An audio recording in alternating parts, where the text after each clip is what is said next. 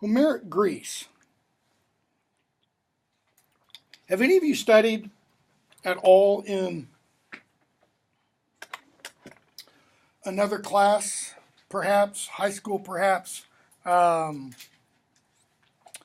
anything about ancient Greece?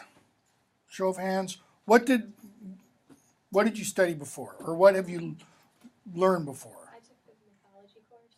Okay. So it was primarily myth? Yes. Okay. Same, and also the Iliad and Odyssey. Studied both of them? Okay.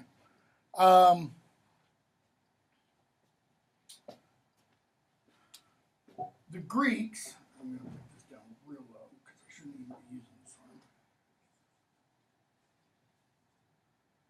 The Greeks, the Italians, and also call these the Hellenes, or the Germans or Germanic tribes, the Celts, are all branches, and we could throw in the Slavs,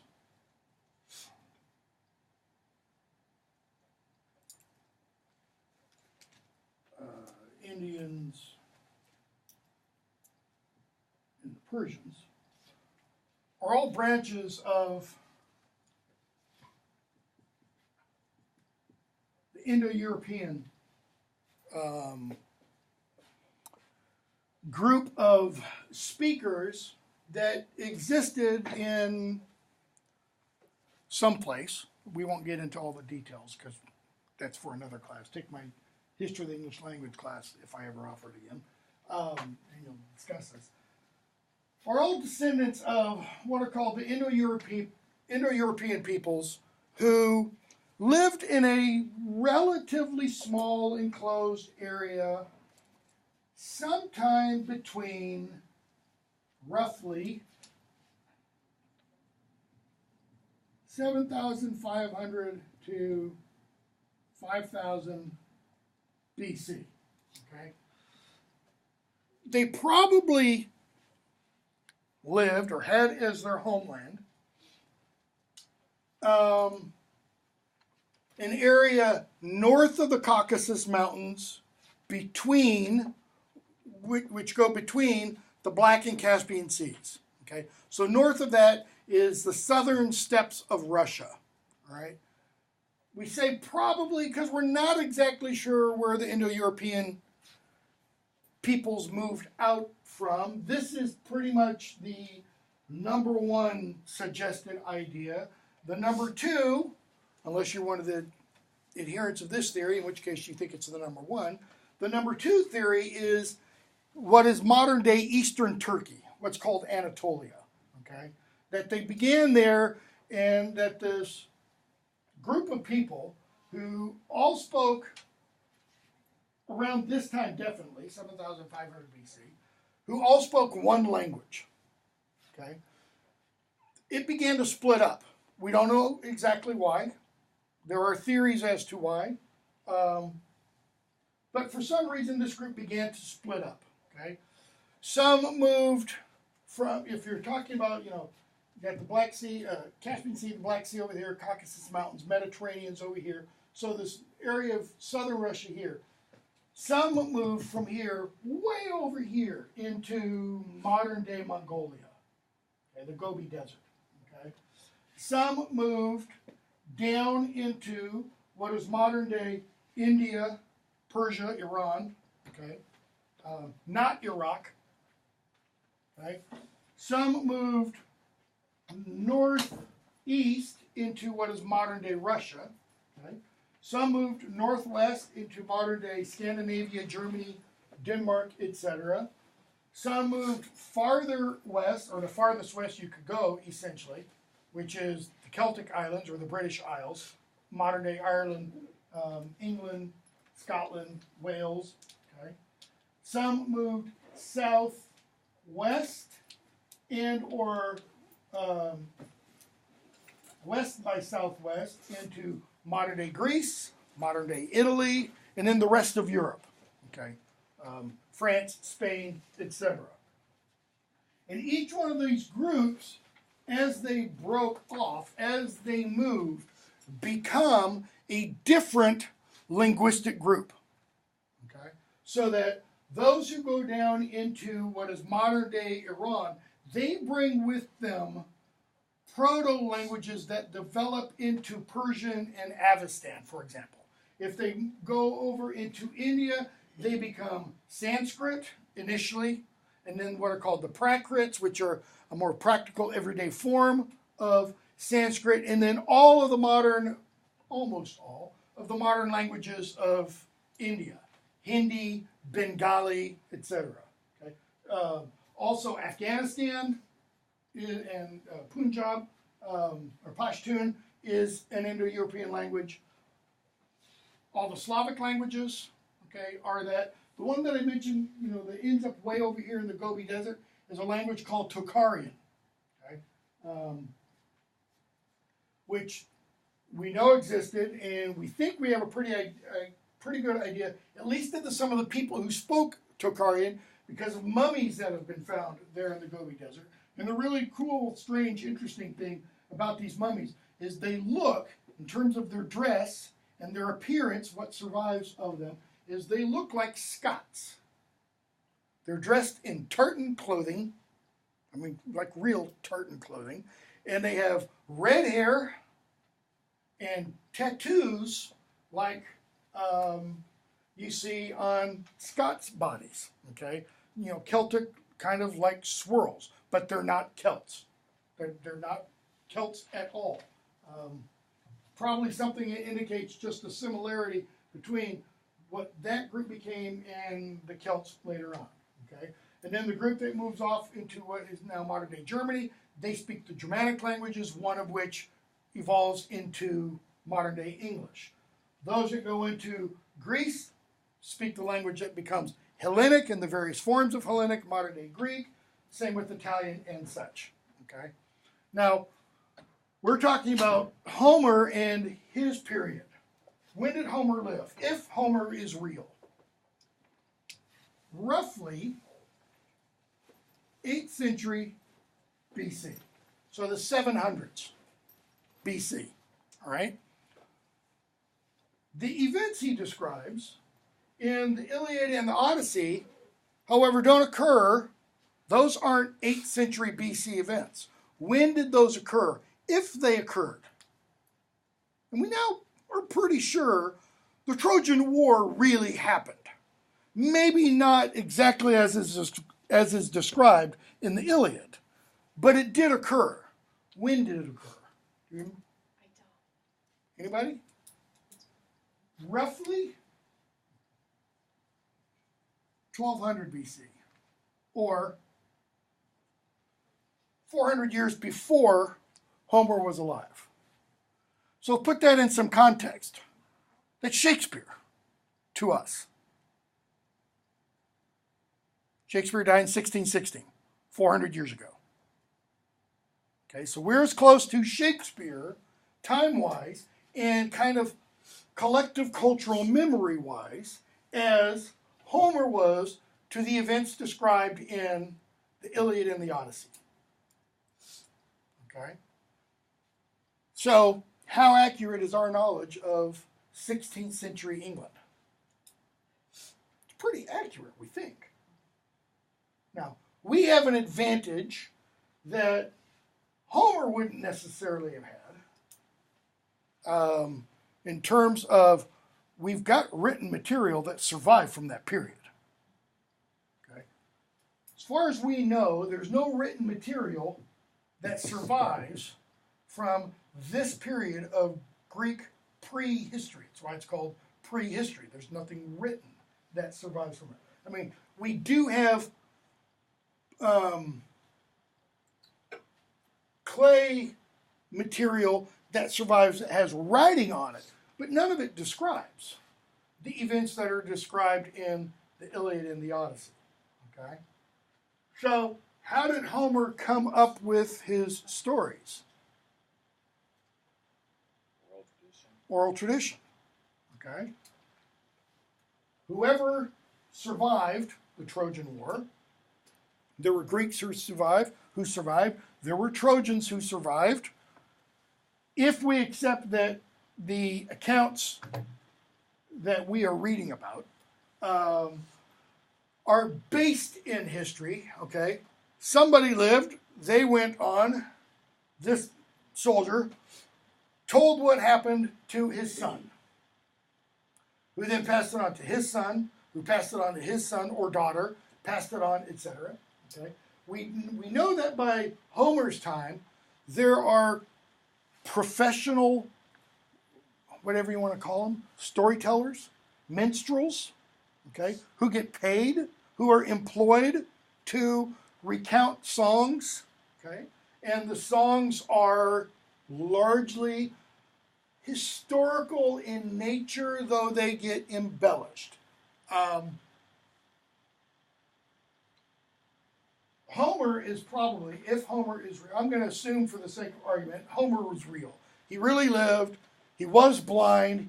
He came from the island of Ithaca that Odysseus is from, okay, according to the stories. So we're going to assume for the sake of argument that he's real. Homer didn't compose these on paper or papyrus or clay. Composed them all up here. And probably he didn't compose them himself. He probably took stories that had been handed down and modified them and adapted them and shaped them into the forms that we currently have. Okay? But one of the things that restruck me reading the Odyssey, because I've not read this in at least 12 years, because I haven't taught this course in at least 12 years, is the level of culture and civilization that he's describing, again, not for this period, but for this period. Okay? This is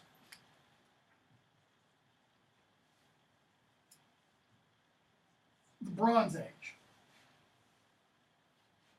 That is, bronze is a fairly new technological adaptation, the making of bronze and the fabrication of bronze into weapons, into shields.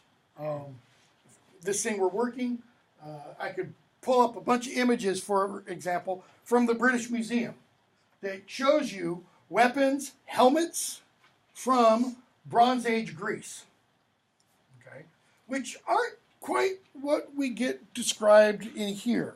That is, what is described in here is often extremely ornate.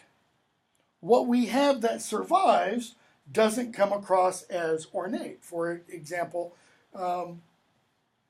archaeologists have discovered houses and buildings from Bronze Age Greece, from 1200 BC Greece. They get described here, for example, as palaces or mansions. Now, use the word palace or mansion, and everybody immediately creates an image in their mind of what connotes palace. You know, Buckingham Palace. Big, massive building. Okay? Well, the buildings that survive, or the buildings that have been discovered, aren't necessarily 4 and 5 story. There have been discovered that have been 2 story, that have actually had running water inside through the use of pumps, okay, in troughs and such. We've got death masks and such from this period, so that when somebody died, they put a piece of foil on their face and kind of shape it to it. Okay, so we know on the basis of, you know, both the literature and the archaeological record, I mean, fashioning of metal was common. Okay, all the things that kind of go along with the development of culture was somewhat common, you know, by this period. Definitely by this period. Okay? By this period, all of those Greek city-states, Lacedaemon or Lacedaemon as it's written in our book, Ithaca, Pylos and such, each of those, you know, at this time, each one is a separate little kingdom. So that Nestor is king of Pylos. Menelaus is king of Lacedaemon. Odysseus is king of Ithaca. Okay?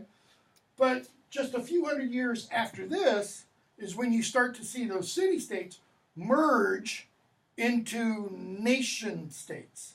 So that by 400 years after that, take that back, that's the 700s.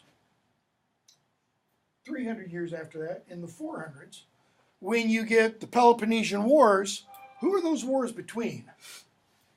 Peloponnesian Wars, strictly speaking, are between Sparta down here, which there's a map in your book, Sparta down here and Athens over here. But it's not just those individual cities. It's Athens and what it represents for the rest of Greece, and Sparta and what it represents for this part of Greece. Okay? So they're individual countries, so to speak. Now, as I said, Homer takes these snippets and weaves them into the stories that we have. Okay? Both of these are what kind of writing? What kind of literature? What kind of poem? They're both poems. They're both epic poems.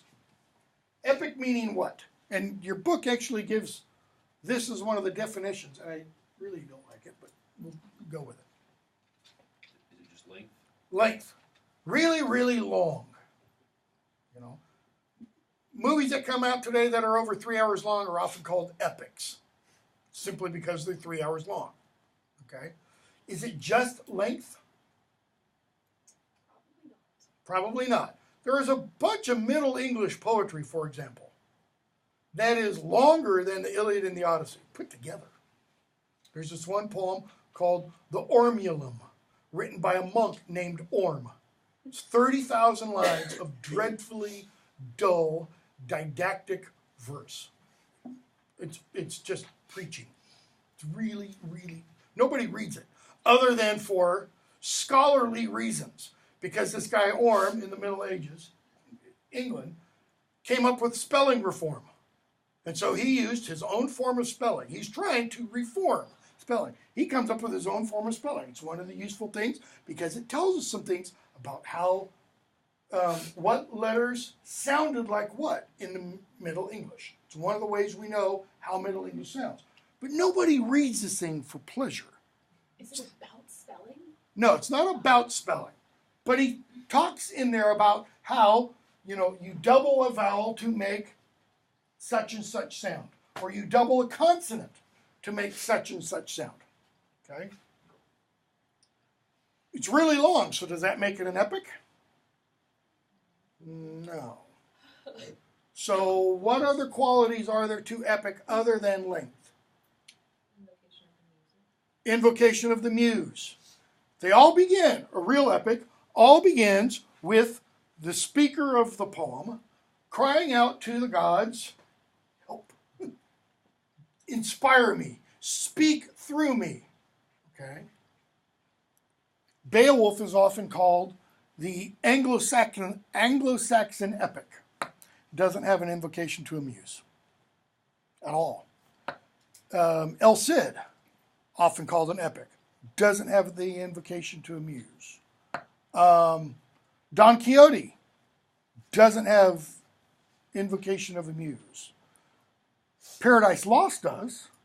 It's often regarded, rightly so, as the last true epic. It begins with Milton praying to God or to the Holy Spirit, give me the words I need to have in order that I can justify the ways of God to man.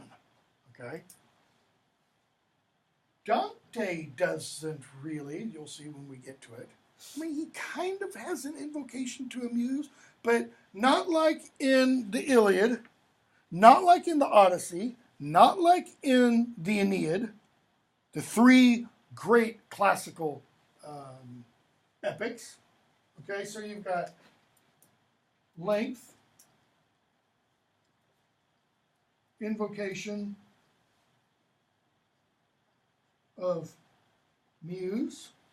What else? Meter. Okay. You often have what are called the catalog, the epic catalog. You can spell it OG or OGUE, whichever one you want.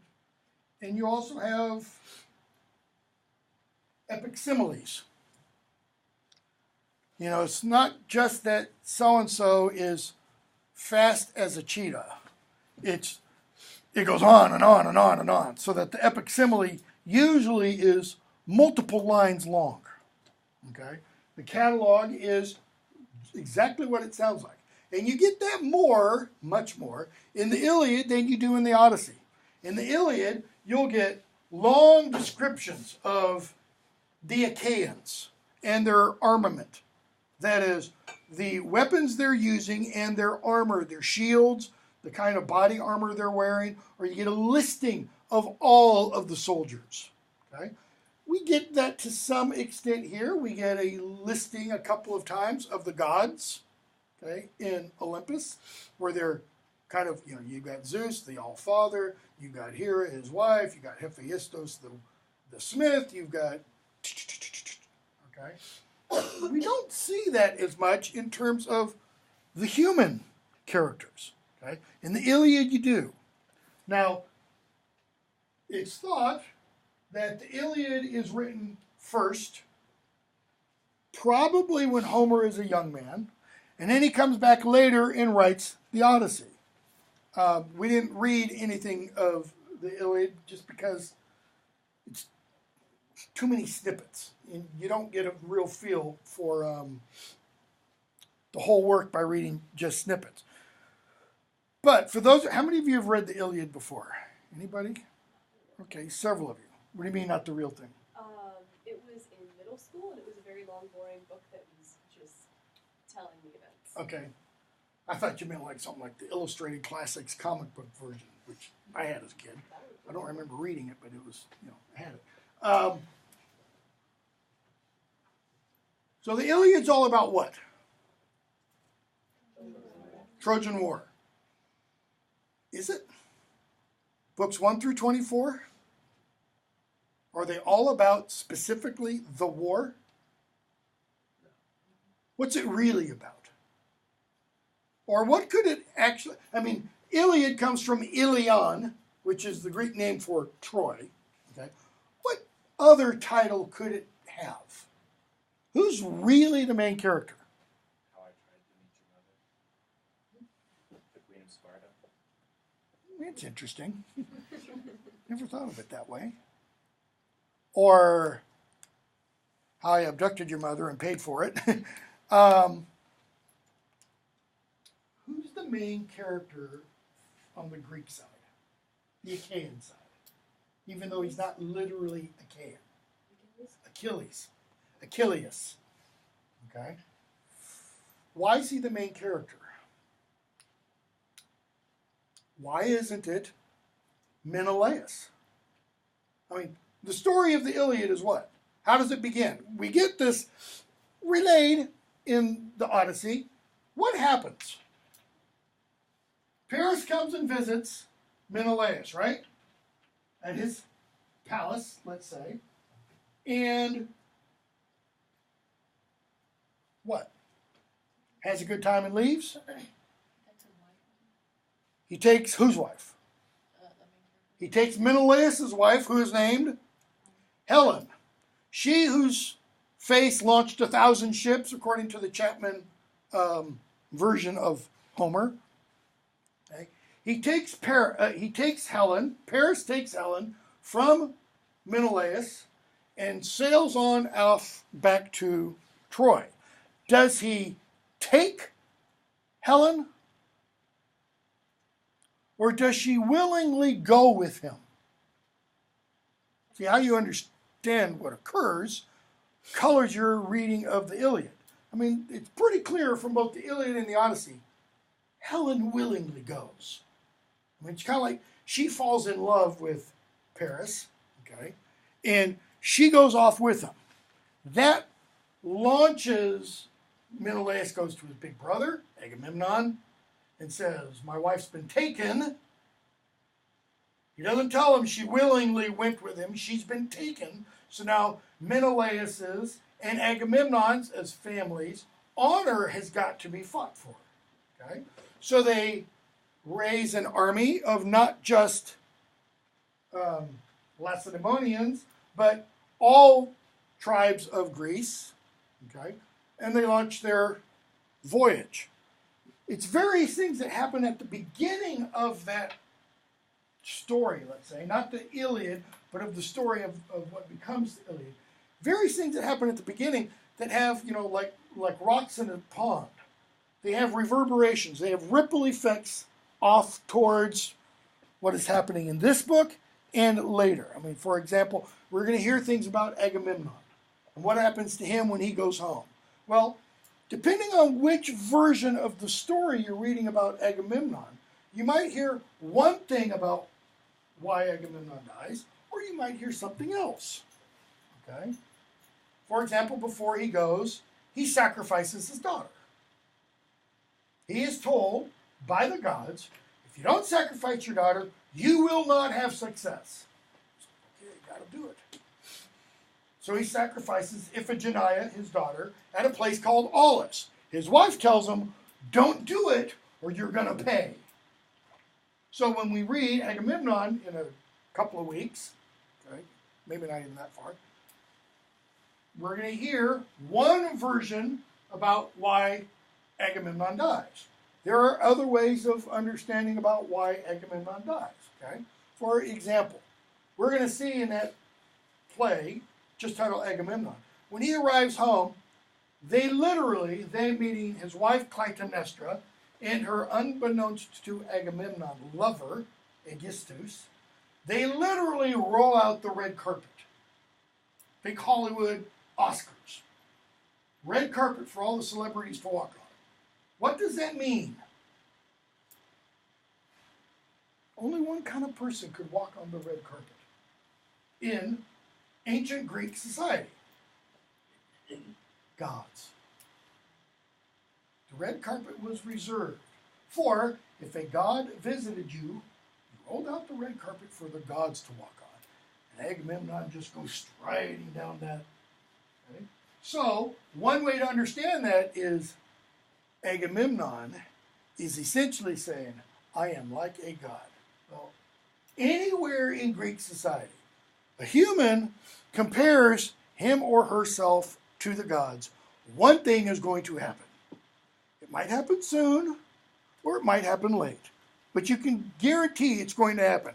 The gods are going to take you down. They're going to knock you down to size. Okay? You'll see same kind of thing when we get to Oedipus. Right? He doesn't walk on the red carpet, but he essentially says, may as well pray to me as pray to the gods. You don't do that. Right? So, the Trojan War, or the Iliad, is largely about Achilles. God or man? Yes. Right? He's a demigod. He's half human. He's half God. Can he be killed? Yeah, if you hit him in the right place. The Achilles heel. Okay? So why is the Iliad, why am I suggesting the Iliad is largely about Achilles? Who doesn't fight in the Iliad for the longest time? Achilles. He doesn't go to war because what has happened? Or what does he think has happened? For those of you who have read the Iliad.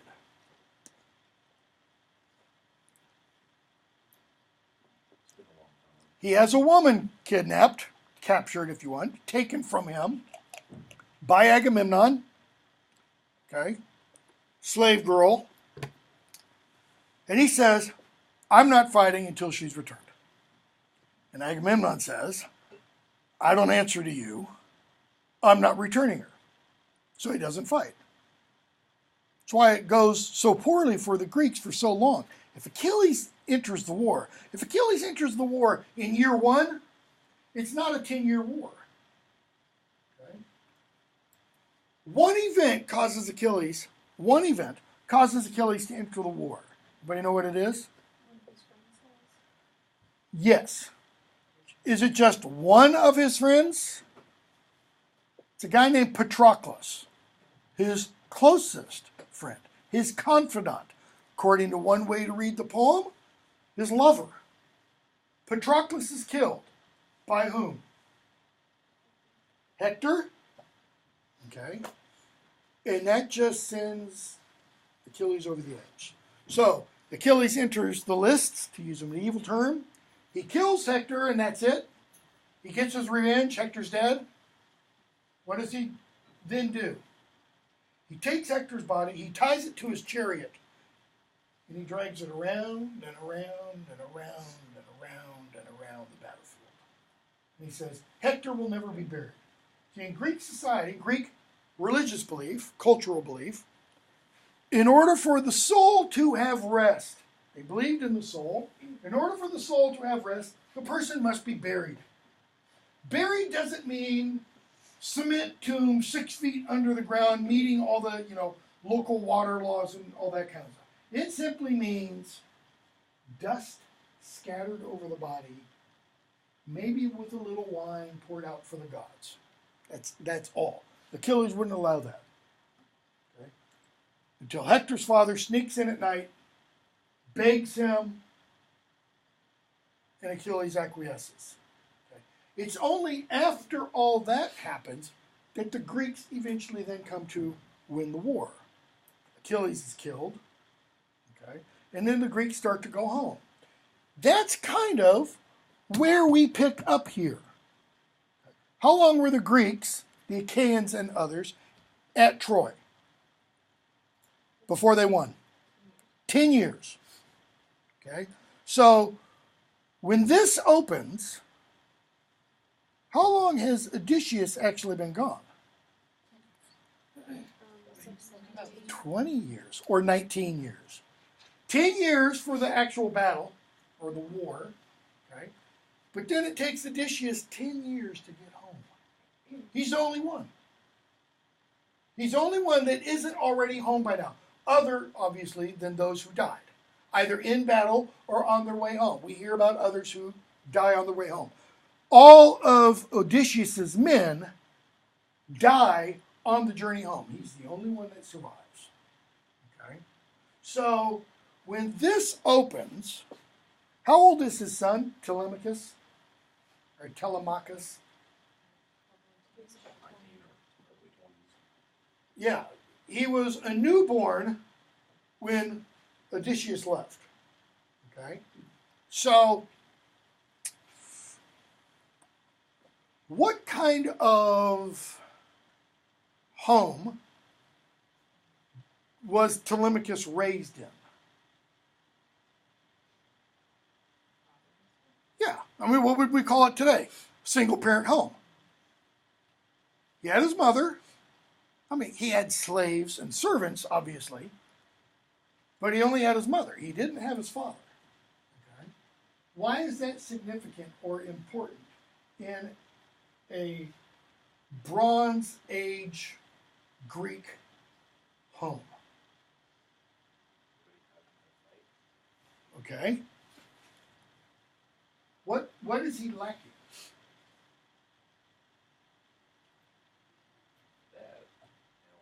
And everything that goes along with that, especially in this kind of society. It's from the father that he learns, quote unquote, how to be a man. Okay?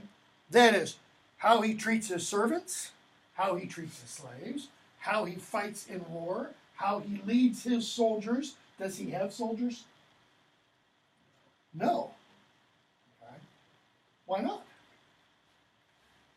They all went off with dad to fight in the Trojan War. So who does he have? Mom, servants, slaves. Who else is at the house as the play opens? Story opens. The suitors. Right? The suitors. So we're going to see, and we're going to get into it in just a second. We're going to see Telemachus has, some strikes against him as the play opens. As the story opens. He doesn't have a father, so he doesn't have a role model. He doesn't know how he ought to be behaving. Okay? But in the second book, he is going to see how he ought to be behaving. Why? What happens? First book, we get some background information. We see Athena. We see Athena talk to Zeus. We see Athena go to Telemachus. Where does he go in the second book? He goes to visit somebody. Okay. He goes to visit Nestor in Pylos. Who does he meet while he's with Nestor? Nestor's son. And what does he see? He sees a complete, intact family. He sees Nestor. He sees his wife. He sees his sons. He has more than one son, but he sees his sons. He sees how Nestor acts as king. He sees how Pisistratus, Nestor's son, relates to his father. He sees how the kingdom is run. He notices there aren't a bunch of people eating him out of house and home, which is what is happening to him. From there, he goes where? To Lacedaemon, where Menelaus lives. What does he see? He sees Menelaus. He sees Helen, now quote-unquote redeemed, bought for whatever. And she's apologetic for her actions in the past, which is why, his dad still isn't home. He sees their son. So he sees two images of quote-unquote perfect families, good families, sons in relationship with fathers, learning what it means to be a man. Okay? The first 4 books, I don't remember if the introduction mentioned this. Books 1 through 4 are often called the Telemachy, or I'm probably going to spell that wrong, the Telemachia. Okay? In other words, they're the story of Telemachus, where we get the preparation. Okay? And then later on, we're going to see books, because we won't get to these today. We're going to end up being at least a day behind. 5 through 12, what do we see happen? We leave Telemachus aside, and we pick up with Odysseus. And we see Odysseus with Calypso, and then his, not rescue, not escape, because Calypso, sends him away, essentially. Odysseus with the, I can't remember how to pronounce it because I can't remember how it's spelled, with Nausicaa and the Phaeacians, something like that. Okay, and we hear more about Odysseus's journey. It's only going to be after book 12 where we start to see Odysseus and Telemachus. Actually, I think it's book 15 or 17 where Odysseus finally arrives home. And there's still, however many books there are, until the last book, 24. So he arrives home, and there's still quite a bit to go before we see the general, let's call it, conflict resolved. So start with the beginning, page 273. Okay.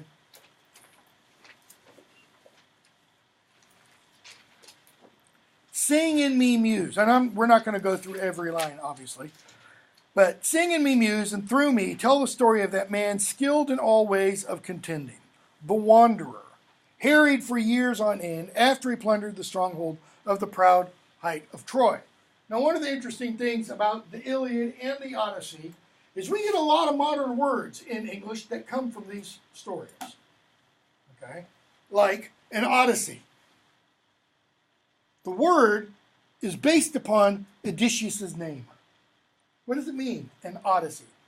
Stanley Kubrick did the film 2001, A Space Odyssey. If you've seen Oh Brother, Where Art Thou? What is that? It is a modern retelling of this Odyssey. Different name characters, but some similar events, okay?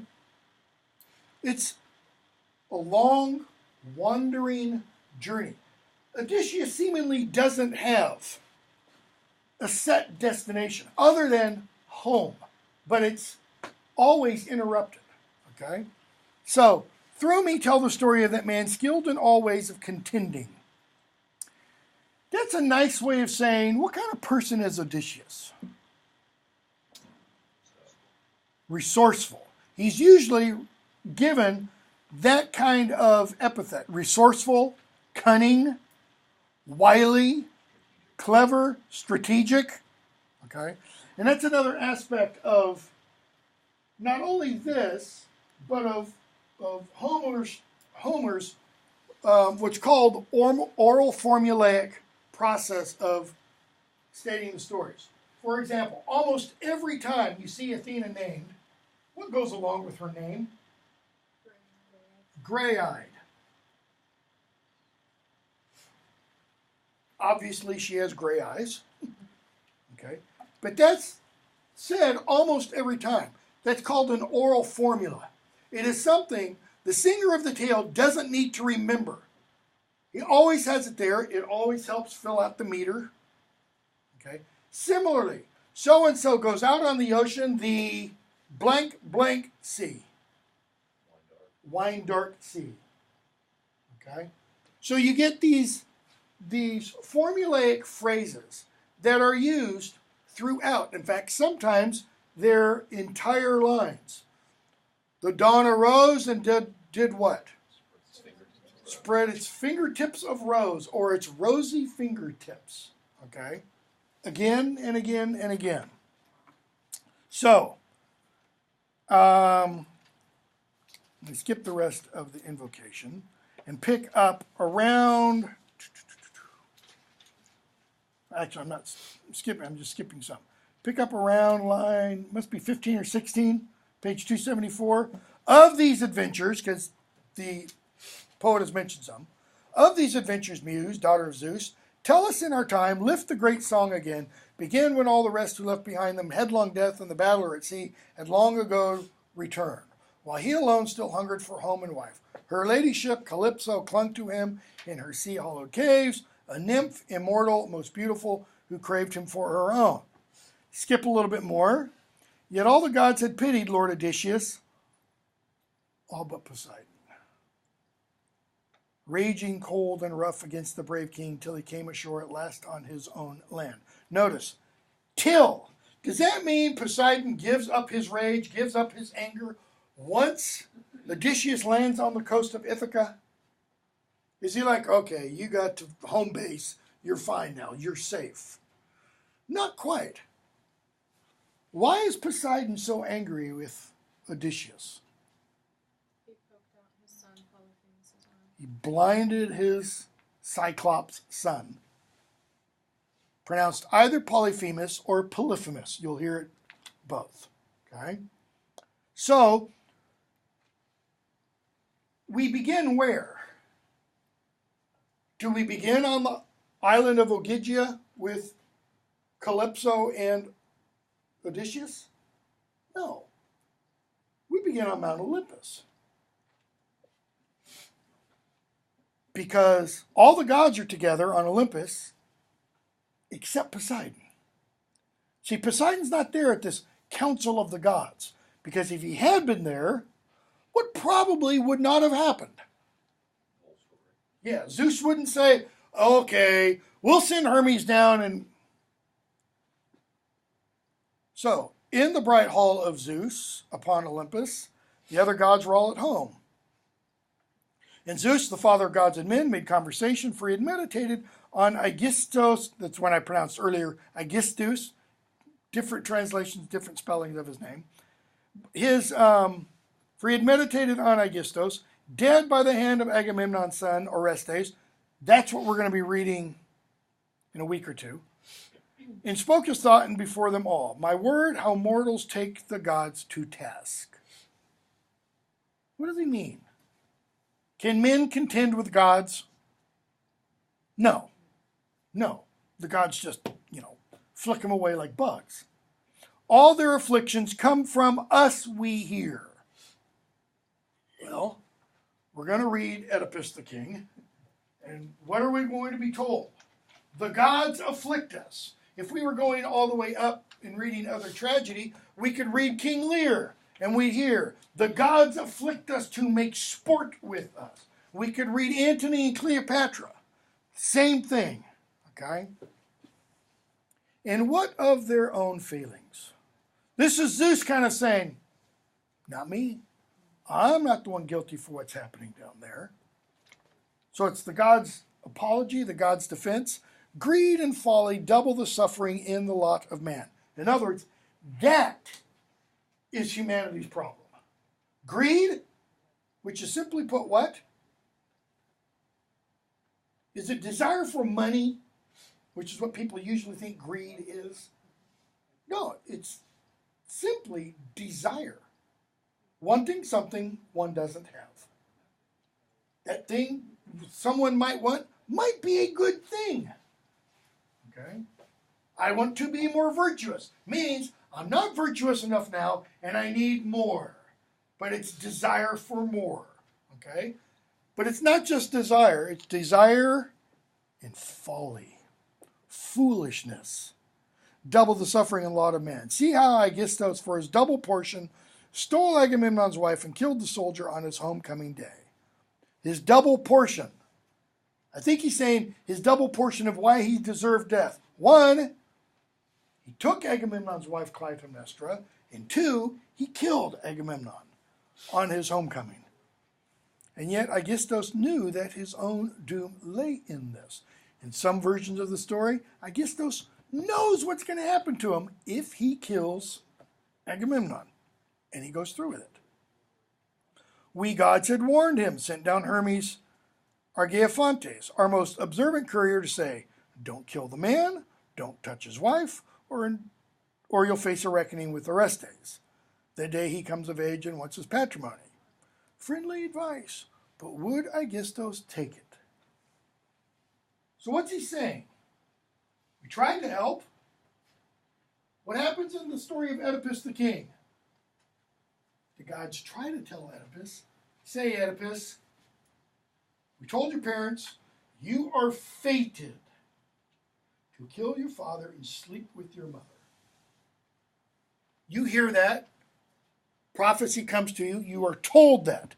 What two things do you never do? You never kill a man old enough to be your father. Or maybe you'd go just whole hog and say, never kill a man. That stops you from killing your father.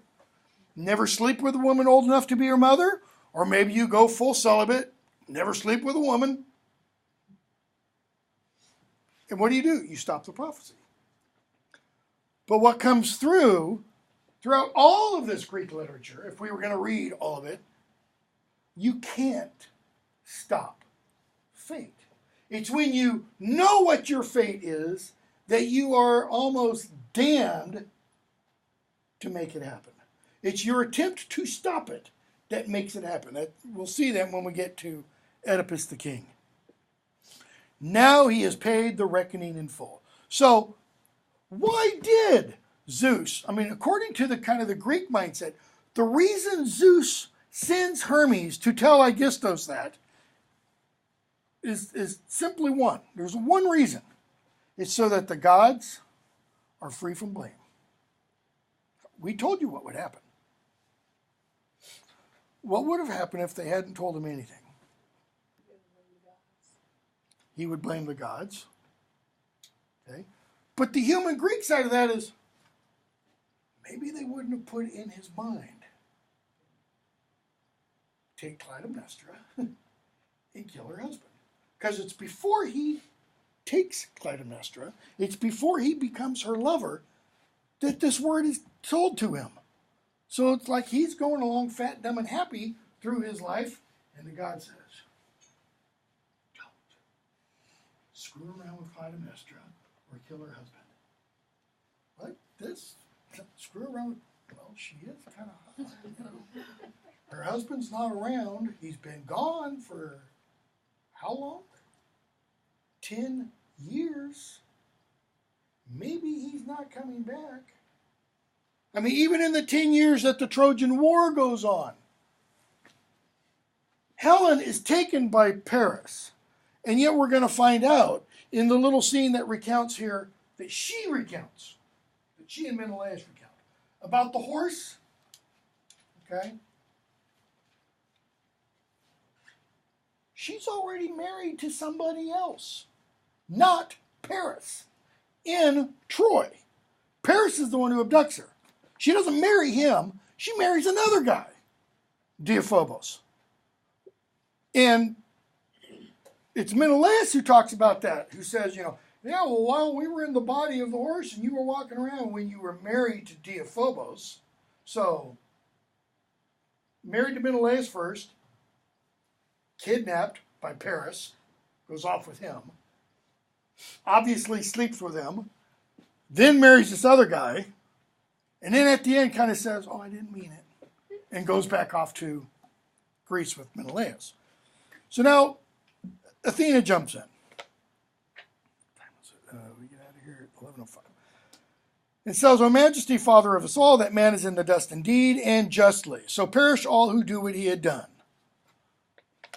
But then it's kind of like she says, but look at Odysseus. My own heart is broken for Odysseus, the mastermind of war, so long a castaway upon an island in the running sea, a wooded island, blah, blah, blah, blah, blah. Atlas's daughter, Calypso, will not let him go. She keeps on coaxing him, and so she finally comes down and says, what do you hold against him now? Why won't you let Odysseus leave? He says, what strange marks you let escape you. He's kind of saying, you sound kind of human. Because what has she just said? It's your fault, Zeus. Could I forget that kingly man Odysseus? There is no mortal half so wise. Only the god who laps the land and water, that is Poseidon, bears the fighter an old grudge since he poked out the eye of Polyphemus. He says, but come, we are all at leisure here. Let us take up this matter of his return that he may sail. Poseidon must relent for being quarrelsome. We'll get him nowhere. One god flouting the will of all the gods. In other words, all of us together, we can overturn Poseidon's will. She says, okay. Let Hermes cross the sea. Let him go to Ogygia. That is, let him go to Calypso's island. And let him tell Calypso what to do. She says, I'm going to visit Ithaca, which is Odysseus' land, to put more courage in the son. Now, what does she really mean? I'm going to implant a spine because he's spineless at this point. How long has Penelope been putting up with the suitors? It's been 19 years, at least 10. They've been there for a long time. Living in the palace, eating all of Odysseus' provisions. And she says, I'll rouse him to call an assembly. I'll send him to the mainland then, to Sparta by the sandy beach of Pylos. Let him find news of his dear father where he may, and win his own renown about the world. In other words, it's not enough for Telemachus to be the son of Odysseus. He can't walk around strutting and saying, well, I'm Odysseus' son, therefore you have to listen to me. What does he have to do? He's got to prove himself. He has to earn his respect. Okay? So, they say, all right. And she goes down. Line 140 or so. Long before anyone else, the Prince Telemachus now caught sight of Athena, for he too was sitting there, unhappy among the suitors, a boy daydreaming. Why is he daydreaming?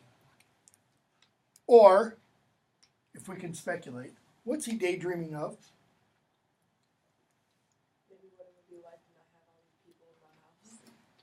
What it would be like to not have all these deadbeats around his house. Every one of these guys has their own place. They're there for two reasons. One, Penelope's drop dead gorgeous. Okay? And two, Odysseus is filthy rich and has only the best supplies. So, what if his great father came from the unknown world and drove these men like dead leaves through the place, recovering honor and lordship in his own domains? That's what he's daydreaming. Thinking in the far off and bygone, when Dad comes, there's going to be hell to pay. Then he who dreamed in the crowd gazed out at Athena. Straight to the door he came, irked with himself to think a visitor had been kept there waiting. Why? Why is he bothered with himself, thinking, I wonder how long that person's been there? The hospitality rules. Because of the hospitality rules. Hospitality is one of the main themes of the poem, and we see it in a variety of ways. Okay? Is Penelope showing hospitality to the suitors? You could say yes, she is. Are they abusing that gift of hospitality? Definitely. Okay? See, because hospitality goes two ways. It's, hey, I'm having a party, once y'all come on over, it's going to go from 6 to 10, and the people who stick around till midnight and 1 a.m. and 2 a.m. are doing what? You need to leave now. I'm tired. They're overstepping their stay, right? Okay. Well, these guys have been overstepping the stay, even though it's not been a party per se. Okay. So Telemachus is upset because he wonders how long that person's been waiting at the door. This tells us he's got the right inclination. He might not have the power he needs to put everything he would like done into practice, but he's at least thinking, I better go welcome that person. Now we're going to see other examples of people who aren't given welcome.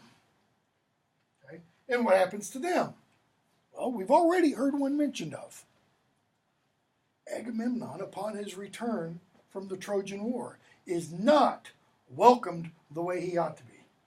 When we get to the Oresteia and the play Agamemnon, he gets inside his house, he walks down the red carpet, he gets inside his house, he goes in, they close the door behind him, and, they stab him to death. So, he says, greetings, welcome to our feast. He leads Athena into the lofty hall. Notice, Athena isn't in the form of Pallas Athena. Okay? She takes the form of Mentees at this point. Later, when they go to Pylos, she's going to take the form of Mentor. Why? Why those two names? What's at the root of them? This, and you could say that. Mens, what does it mean? It's a Greek root, and it's the root for thought. Okay. What's this word? What is a mentor? A teacher. Is it simply knowledge? Is it simply book learning? What else does a mentor do? Role model. Okay, you're getting closer. Imparts wisdom. Okay. About the same. Experiences. Close. A mentor not only gives knowledge, not only imparts wisdom and is a role model, but then does one more thing that nobody's suggested yet. Urges. Gives, encourages someone to do more. So a mentor is not just somebody who passes on knowledge, but then says, you can do this. A mentor for acting is not just someone who says, here's how to read your lines, but then gives you the inspiration to go do it, to achieve your goals. It's the, the Army Ed, be all you can be. Okay?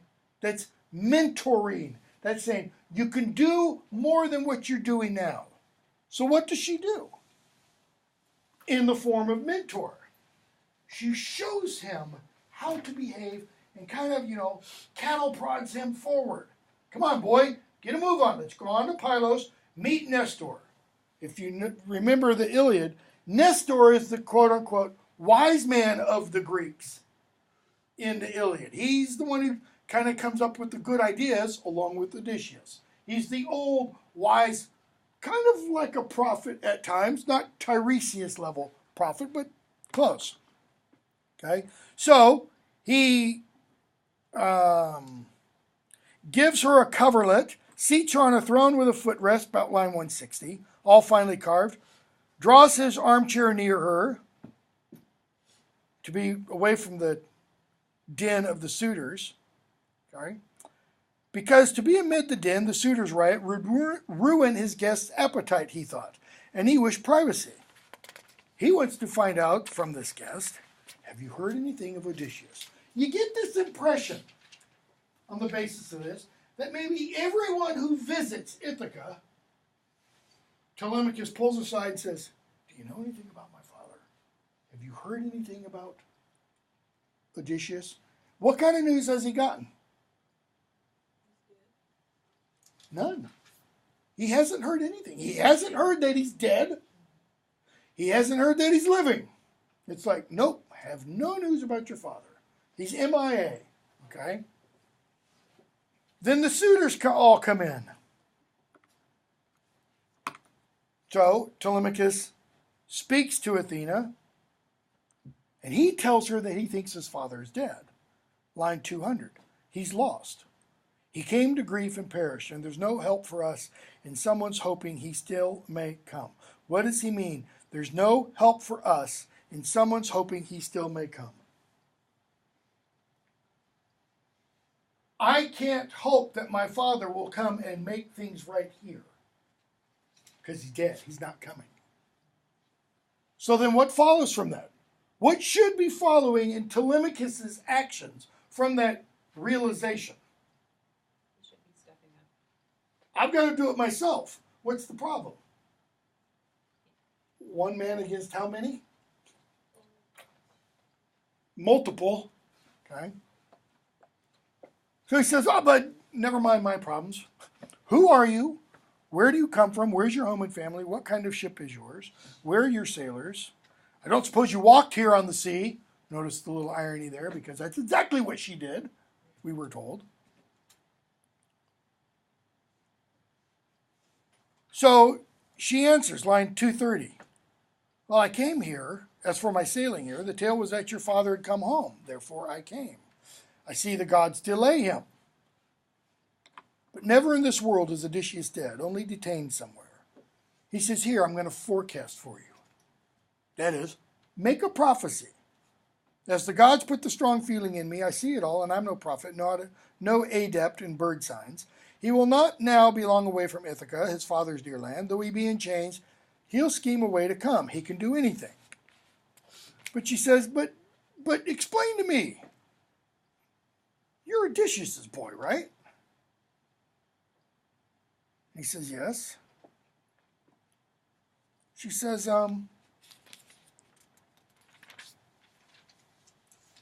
Athena replies and says, line 260, tell me now,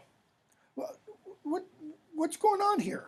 What's this gathering, this feast for? A wedding? A revel? At the expense of all? That is, are all these men chipping in? Are they sharing the expense of all this? Does Athena not know? Yes, she clearly knows. So why is she doing this? To aggravate him, to make him think about it. This is part of that spurring on. She says, I don't think so. How arrogant they seem, these gluttons, making free here in your house. A sensible man would blush to be among them. Now there's a nice little bit of education. A sensible man, that is, a man with common sense, would be ashamed to be among these suitors. She's kind of going, why are you in the same room with them? He says, evil days the gods have brought upon it, that is, my father's house, making him vanish as they have so strangely. Well, golly gee, Mr. Mentes, I can't do anything about it. For now, the lords of the islands, and he mentions them, are here courting my mother, and they use our house as if it were a house to plunder. Spurn them she dare not, though she hates that marriage, nor can she bring herself to choose among them. Why doesn't she spurn them? Does she have any real power or authority of her own? No, she doesn't. Meanwhile, They eat their way through all we have, and when they will, they can demolish me. That is, and when it finally comes time, they'll just knock me off. So, what's Telemachus' problem?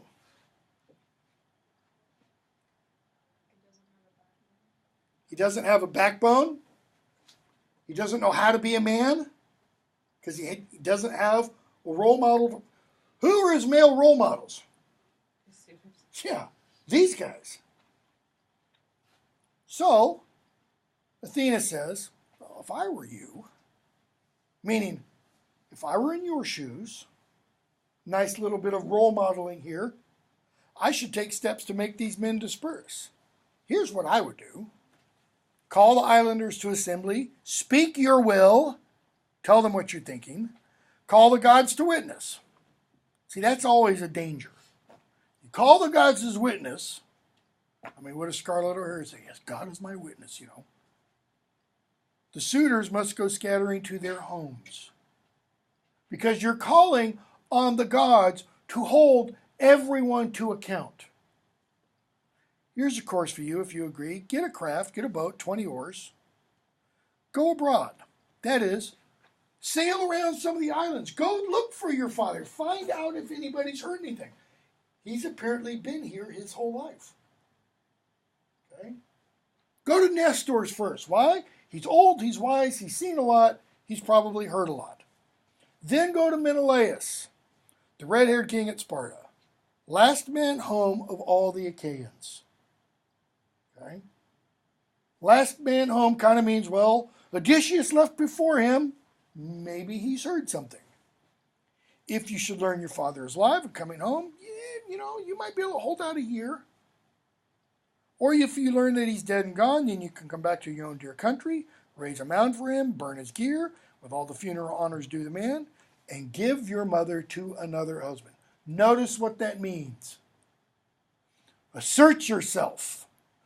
You choose who the husband will be. Why? Because he will no longer just be the son of dead Odysseus. He will be king of Ithaca.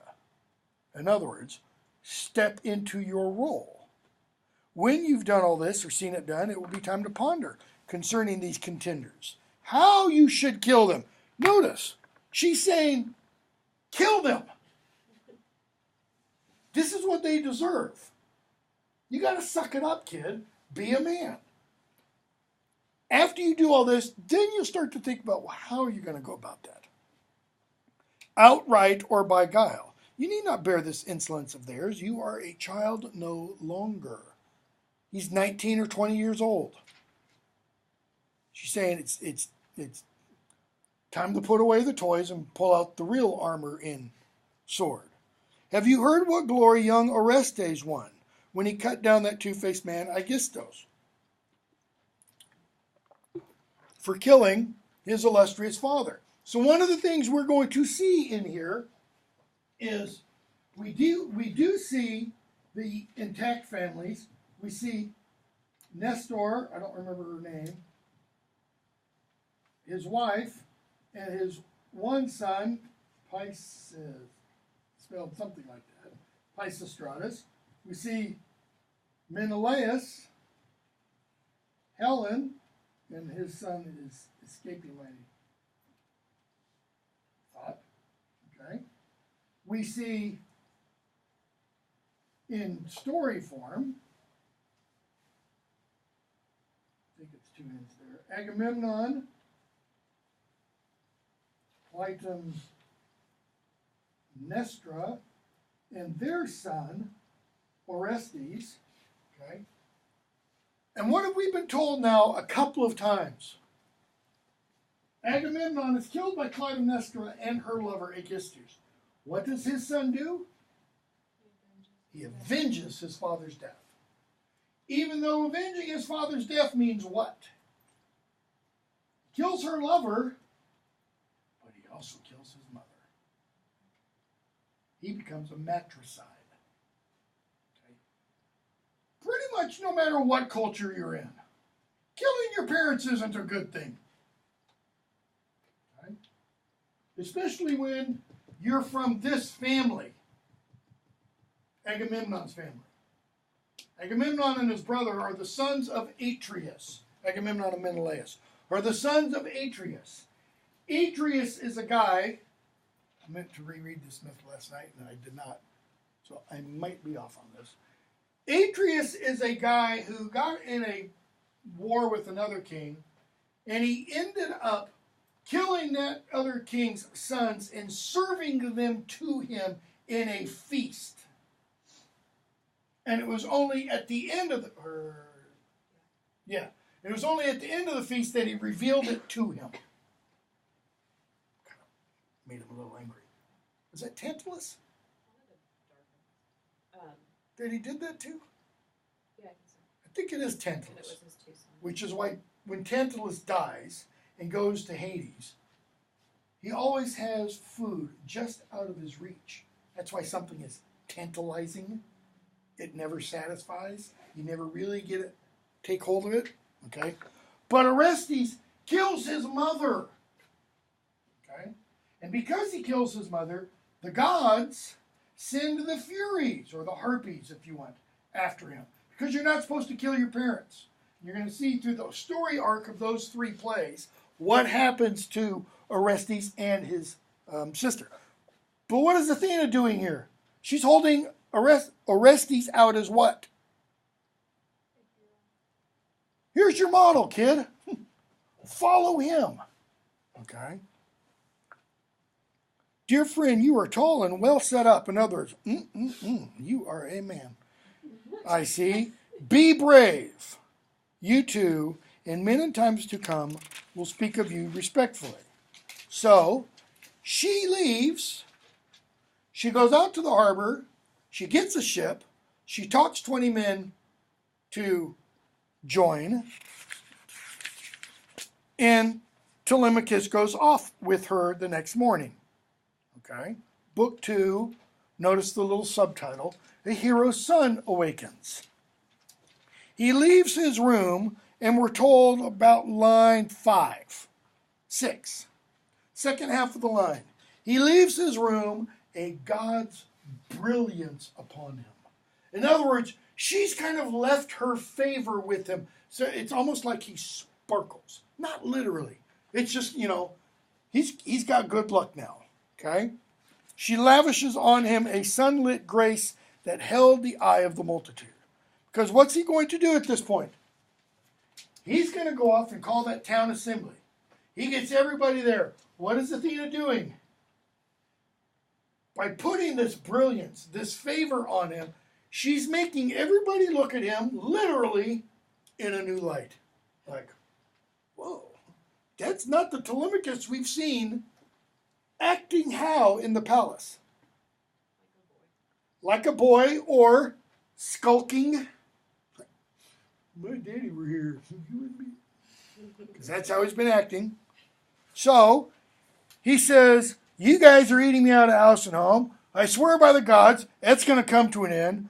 I'm leaving. I'm going to go look for my father. And if I don't find him, when I come back, going to be hell to pay. Okay? They speak back. For example, Antinous, line 88 or so, who's the leader of the suitors. Okay?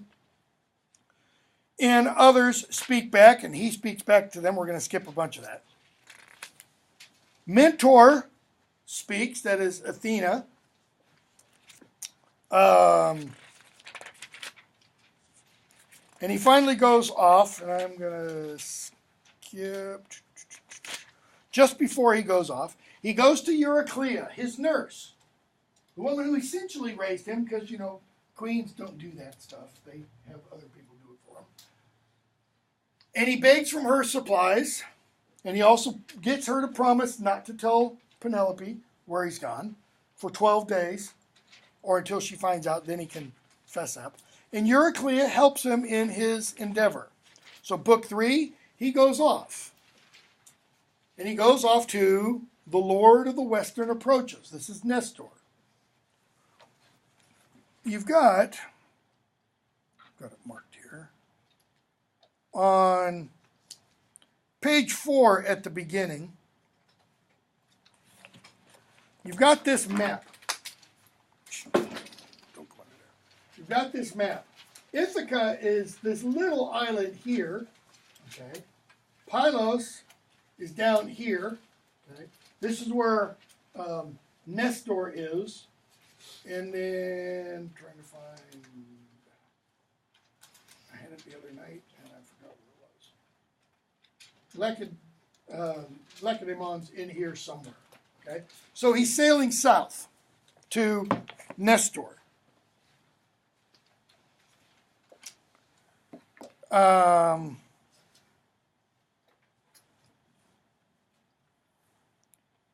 He arrives. But before he arrives, while they're still on the boat, Athena says, you know, maybe, as mentor, not as herself, she says, maybe you should pray to Poseidon. Why Poseidon? Because he's on the sea. Poseidon's the god of water, the god of the ocean. Maybe you should pray to Poseidon. So he does. He makes the appointed offering. He prays and such. Okay.